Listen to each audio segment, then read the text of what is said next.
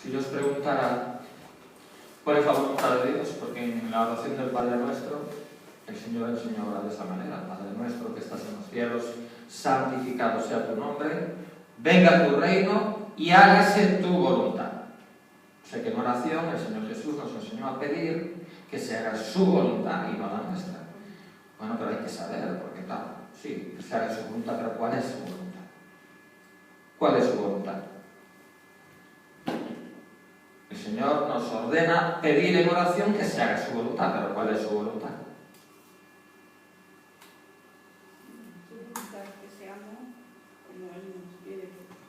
¿Cuál es su voluntad? La palabra de Dios lo dice claro. ¿Cuál es su voluntad? Dad gracias en todo, porque esta es la voluntad de Dios para con vosotros en Cristo Jesús, ¿sí o no? Dar gracias en todo. Pero ese mandamiento parece un poco, no voy a decir absurdo, pero ¿cómo que dar gracias en todo? ¿Cómo que dar gracias en todo? Entonces, si tengo un accidente, ¿tengo que dar gracias? Si enfermo, ¿tengo que dar gracias? Si alguien pierde el trabajo, ¿debe dar gracias? Si hay un divorcio, ¿hay que dar gracias?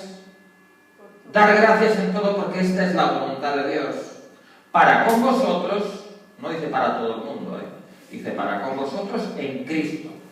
O sea, esto es para los que están en Cristo. Dios dice que mi voluntad es que tú, que estás en Cristo, tú que estás en mi Hijo, des gracias por todo. ¿Lo entiendas o no lo entiendas? Es un acto de fe. Es un acto de fe que Dios te pide. Si tú estás en esto, es solamente para los que están en Cristo, Ojo. Porque dice, esta es la voluntad de Dios para con nosotros en Cristo. En Cristo. Para los ateos, para los paganos, esto no funciona. Pero para los que están en Cristo, Dios te pide un acto de fe, que por todo des gracias. ¿Cuál es la razón? ¿Cuál es la razón de que Dios pida semejante cosa? Que para nuestra mente carnal es un absurdo, ¿verdad? Romanos 8:28 dice que a los que aman a Dios, todas las cosas les ayudan a bien. Y creo que dice todas las cosas, ¿sí o no? Dice todas. Pero esto no es para todo el mundo, es para los que aman a Dios. Por esa razón, Dios te dice, dame gracias por todo. Porque yo voy a hacer que todas las cosas, aun las malas, obren para tu bien. Y es lo que vamos a comprobar en esta mañana. Vamos a comprobarlo primero en la Biblia, si esto es así, y luego vamos a comprobarlo en nuestra propia vida, si esto es así. Y si esto es así, tenemos que cambiar el chip. Porque cualquier cosa que suceda, si esto es cierto, Dios la va a encaminar ¿a qué? A bien. A bien. ¿Y si yo cometo un error? A los que aman a Dios, todas las cosas les ayudan a bien. O sea que Dios lo va a encaminar a bien. Vamos a comprobar. ¿Os interesa el asunto? Yo creo que es bastante interesante. Si es cierto, oye, si esto es cierto, que no me mueva, ¿vale? No, sí, pero es que siempre predicamos. Para este lado. Y ahora sí. Si esto es cierto, nos conviene saberlo. Porque, oye, cambia mucho el panorama. Cambia mucho el panorama. Y entonces a lo mejor en vez de quejarme, pues ya doy gracias. Y ya estoy en expectativa. A ver cómo Dios encamina está bien. A ver qué sale de aquí. Amén. Cambia el panorama y cambia mucho, Vamos a Génesis 20 para empezar. Vamos a comprobar si esto es cierto. Génesis capítulo 20. Vamos a ver algunos ejemplos en la Escritura y luego vamos a reflexionar en nuestra propia vida si esto es así, claro. Si esto es un cuento de hadas o si es verdad. Si esto era nada más para antes o también es para ahora. Vamos a ver. Génesis 20. Gloria a su santo nombre. Vamos a ver qué ocurrió en la vida de Abraham. Un pasaje. De allí partió Abraham a la tierra del Negev. Gloria a su santo nombre. ¿Estáis conmigo? Y acampó entre Cades y Shur, y habitó como forastero en Gerar. Y dijo a Abraham de Sara su mujer, es mi hermana. Y Abimelech, rey de Gerar, envió y tomó a Sara. Pero Dios vino a Abimelech en sueños de noche y le dijo, he aquí muerto eres, a causa de la mujer que has tomado, la cual es casada con marido.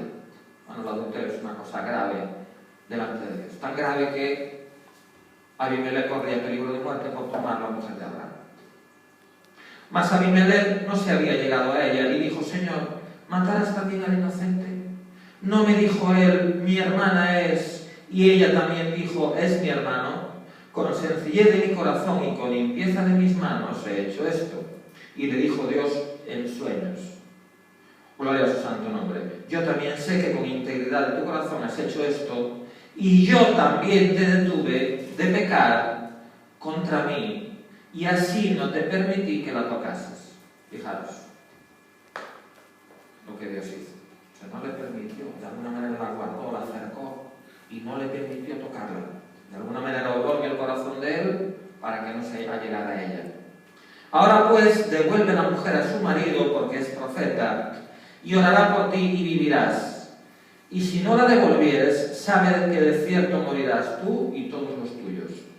Entonces Abimelech se levantó de mañana y llamó a todos sus siervos y dijo todas estas palabras en los oídos de ellos, y temieron los hombres en gran manera. Después llamó a Abimelech a Abraham y le dijo: ¿qué nos has hecho? ¿En qué pequé yo contra ti, que has traído sobre mí y sobre mi reino tan grande pecado? Lo que no debiste hacer, has hecho conmigo. Dijo también Abimelech a Abraham: ¿qué pensabas para que hicieses esto? Y Abraham respondió: porque dije para mí, ciertamente no hay temor de Dios en este lugar, y me matarán por causa de mi mujer. Y a la verdad también es mi hermana, hija de mi padre, mas no hija de mi madre, y la tomé por mujer. Y cuando Dios me hizo salir errante de la casa de mi padre, yo le dije: esta es la merced que tú harás conmigo, que en todos los lugares a donde lleguemos, digas de mí, mi hermano es. Entonces Abimelech tomó ovejas, vacas, siervos y siervas, y se los dio a Abraham, y le devolvió a Sara su mujer. Y dijo Abimelech: he aquí mi tierra está delante de ti, habita donde bien te parezca. Y a Sara dijo: he aquí, he dado 1000 monedas de plata a tu hermano, mira que él te es como un velo para los ojos de todos los que están contigo y para con todos. Así fue vindicada. Entonces Abraham oró a Dios, y Dios sanó a Abimelech Jarbajaya, gloria a su santo nombre, y a su mujer y a sus siervos, y tuvieron hijos, porque Jehová había cerrado completamente toda matriz de la casa de Abimelech a causa de Sara, mujer de Abraham. Bueno, fijaos qué pasaje. Abraham apoyándose en su propia prudencia. Abraham tuvo miedo, como su mujer era muy hermosa, tuvo miedo de que lo mataran para robarle a su mujer. ¿Dónde está la confianza en Dios? Y dijo una media verdad y una media mentira, ¿verdad? No dijo toda la verdad, ocultó parte de la verdad, porque se apoyó en su propia prudencia. Luego Abraham cometió un error, porque expuso a su mujer a que en este caso Abimelech la tomara y cometiera adulterio. Y todo por el error que Abraham cometió. Ahora vamos a ver qué hizo Dios con ese error. ¿Es cierto o no que a los que aman a Dios todas las cosas Dios las va a encaminar para bien? ¿Qué hizo Dios? Primera, guardó a su mujer. Segunda, impidió que Abimelech la tocara. Tercera, avisó a Abimelech de lo que le iba a pasar si se atrevía a tocar a esa mujer. Y cuarta, Abimelech acabó bendiciendo a Abraham con siervos, siervas, ovejas, ganado, vacas y creo que 1000 piezas de plata ponía por ahí. Todo eso vino como consecuencia de que Abimelech, y le dijo: aquí está mi tierra, ocupa el lugar que tú quieras. Abimelech supo quién era Abraham, y supo que Dios lo respaldaba, y supo que Dios estaba con él. Por eso lo bendijo. O sea que en definitiva Dios hizo su nombre conocido, y Dios encaminó incluso un error, lo encaminó a bien. O sea que esto confirma lo que acabamos de decir. Abraham amaba a Dios, por supuesto. ¿Qué dijo Dios de él? Es profeta, es alguien que habla en mi nombre. Alguien que habla en su nombre es alguien que ama a Dios. Dios no autoriza a nadie que hable en su nombre si no le ama. No sé si me explico. A Dios nadie le llama profeta, que es aquel que habla en su nombre, si es alguien que no tiene una relación de amor con él. Para ser profeta, condición necesaria, imprescindible, tener una relación de amor con él. Abraham amaba a Dios, hasta tal punto que estuvo dispuesto a sacrificar a su único hijo Isaac. Y como amaba a Dios, todas las cosas que ocurrían en su vida, incluso sus errores, Dios los encaminaba a bien. Vamos a ver otro ejemplito. Génesis 45. Génesis 45. Versículo 4. ¿Estáis ahí? Génesis 45, 4. Entonces dijo José a sus hermanos: acercaos ahora a mí. Y ellos se acercaron. Y le dijo: yo soy José, vuestro hermano, el que vendisteis para Egipto. ¿Qué pensáis? ¿José era un hombre que amaba a Dios? Por supuesto. Claro que amaba a Dios. ¿Y qué pasó? ¿Qué ocurrió en la vida de José? Tal como él declaró aquí mismo, que fue vendido como esclavo por sus propios hermanos. ¿Y por qué sus propios hermanos lo vendieron como esclavo? Por envidia y por celos. Lo vendieron como esclavo. Así que José fue apartado de la casa de su padre, de su propia familia, para convertirse en un esclavo en tierra extraña. ¿Y qué ocurrió con este hombre que amaba a Dios? Pues que Dios toda esa situación la encaminó ¿a qué? Ah, bien. Vamos a ver la propia declaración, el propio testimonio de José. Ahora pues, no os entristezcáis, ni os pese de haberme vendido acá, porque para preservación de vida me envió Dios delante de vosotros, para preservación de vida. Lo que vosotros hicisteis, aunque fue pensando mal, Dios lo encaminó a bien. Pues ya ha habido 2 años de hambre en medio de la tierra, y aún quedan 5 años en los cuales ni habrá arada ni siega. Y Dios me envió delante de vosotros para preservaros posteridad sobre la tierra y para daros vida por medio de gran liberación. Así pues, no me enviasteis acá vosotros, sino Dios, que me ha puesto por padre de Faraón y por señor de toda su casa y por gobernador en toda la tierra de Egipto. Como Dios lo encaminó bien, encumbrándolo hasta la posición de ser la mano derecha del hombre más poderoso de la tierra en ese momento, que era el faraón de Egipto. Y José gobernándolo todo. Amén. De nuevo vemos claramente cómo Dios encaminó bien, en este caso, no un error que hubiera cometido José, sino un error que cometieron sus propios hermanos en su contra. O sea que según lo que acabamos de ver, si tú realmente en tu corazón amas al Señor, hasta el mal que te haga, no nada más tus propios errores, sino los errores de otros en tu contra, Dios los va a encaminar a bien. Por eso te dice: dame gracias por todo. Que te hace una faena, dame gracias. Que cometes un error, dame gracias, porque yo lo voy a encaminar para tu bien. Amén. Dios quiso grabar esto en el corazón de Israel, la iglesia del Antiguo Testamento, en su pueblo, en su gente. Por eso, cuando permitía determinada situación, era para grabar esto en sus mentes y sus corazones, y no lo consiguió. Somos duros, somos de dura cerviz, como dice la Escritura. Porque, por ejemplo, en Éxodo 14, en Éxodo capítulo 14, versículo 10, ¿estáis ahí? Éxodo 14, 10. Así somos nosotros, Así actuamos nosotros de la misma manera. No sé por qué es tan difícil que Dios grabe esta verdad en nuestras mentes y nuestros corazones. En Éxodo capítulo 14, versículo 10.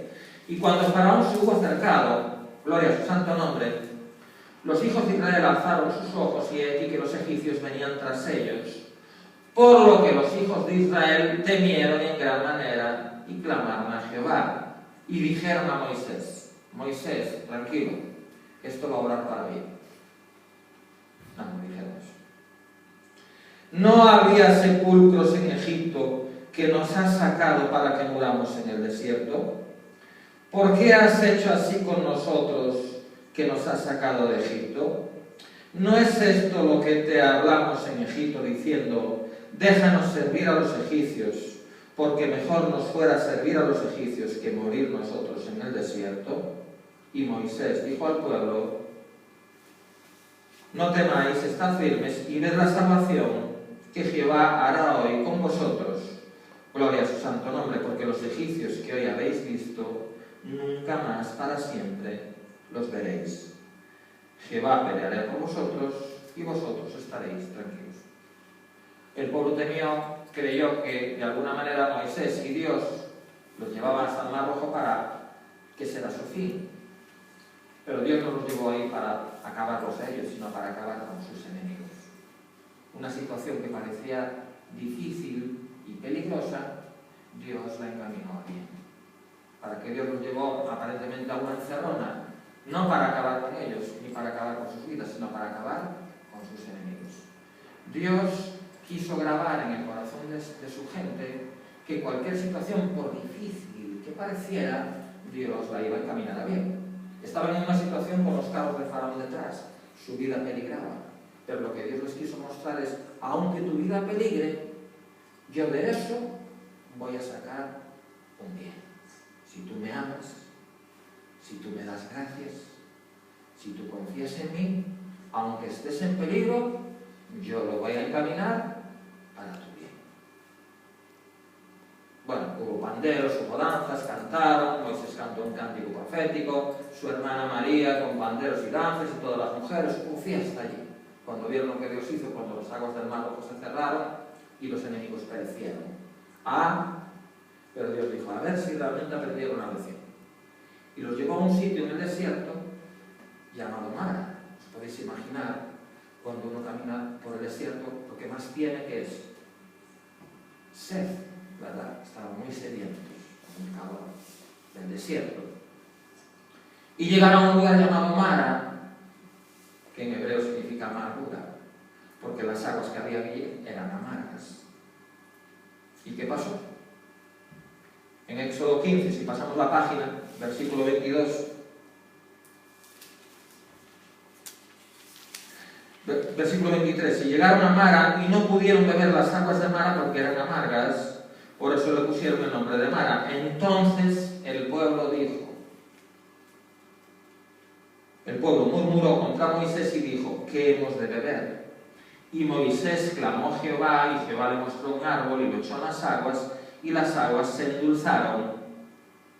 Allí les dio estatutos y ordenanzas, y allí los probó. Bueno, fijaros, ¿para qué Dios los llevó a Mara?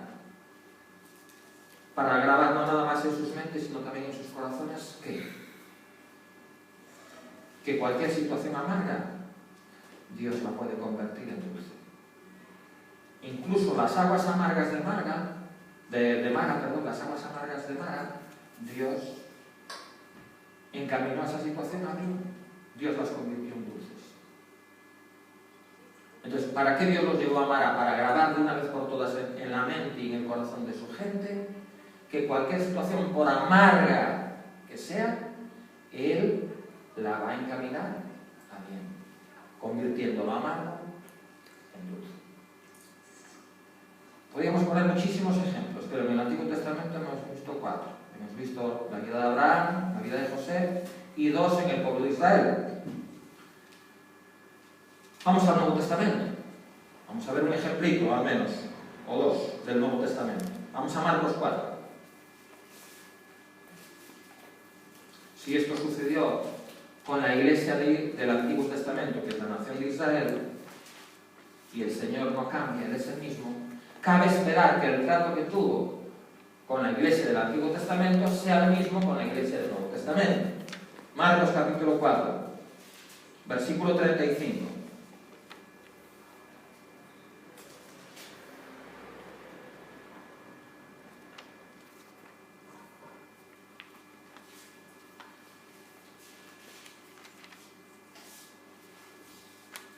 Marcos 4:35.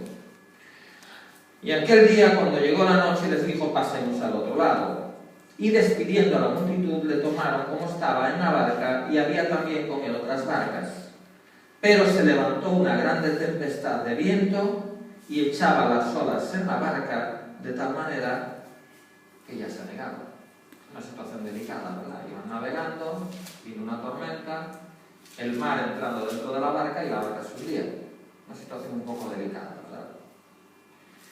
Y él estaba en la popa durmiendo sobre un cabezal. Y le despertaron y le dijeron: Maestro, ¿no tienes cuidado que perecemos? Y levantándose reprendió al viento y dijo al mar: Calla, enmudece. Y cesó el viento y se hizo grande bonanza. Y les dijo: ¿por qué estáis así amedrentados? ¿Cómo no tenéis fe? Entonces temieron con gran temor y se decían el uno al otro: ¿quién es este que aun el viento y el mar obedecen? Bueno, esta situación Dios la encaminó a bien. ¿Por qué Dios permitió esta situación? ¿Qué creéis que Dios le quería enseñar? Que el Señor le quería enseñar a sus discípulos en medio del mar. ¿Qué es lo que quería Dios grabar en sus mentes y sus corazones? Es cierto que la situación era un poco controvertida, ¿verdad? Había tempestad, había olas, y la barca empezaba a hundirse. Era una situación peligrosa. Que el Señor, ¿cómo obró eso para bien? ¿Qué les quería enseñar, en definitiva? ¿Cuál es el mensaje aquí? ¿Cuál es la lección? ¿Cuál es la enseñanza? A no temer. Dice: ¿por qué estáis así amedrentados? Y cuando le dijo: ¿cómo no tenéis fe? ¿Qué les estaba queriendo decir? ¿Cómo no crees que si tú me amas, todo va a ser para tu bien? Todo, ¿cuándo lo vas a creer? ¿Cómo no tienes fe? ¿Por qué estás muerto de miedo? ¿Qué temes? Esa fue la lección. Lo mismo que quiso hacer con Israel en el Mar Rojo, o en Mara. En Mara: no vas a morir de sed, no temas. En el Mar Rojo: no te van a matar los enemigos, son ellos los que van a morir, no temas, porque yo estoy contigo. Y yo voy a encaminar, mientras tú me ames y tú me des gracias por todo, yo voy a encaminar todo para tu bien. ¿Cuándo vas a dejar de temer? ¿Y cuándo lo vas a creer? Dice: ¿cómo no tienes fe?